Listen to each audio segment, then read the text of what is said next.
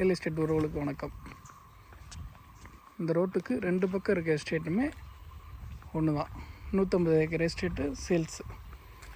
Full and full silver oak trees, jackfruit, நம்ம பலஜாதி மரம் எல்லாமே இருக்கும். காஃபி எல்லாம் இருக்குது.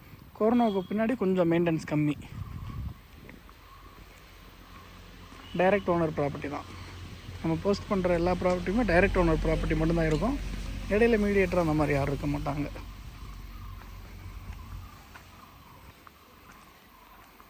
ரோட்டுக்கு 2 சைட் ப்ராப்பர்ட்டியுமே உள்ள பங்களா இருக்குது.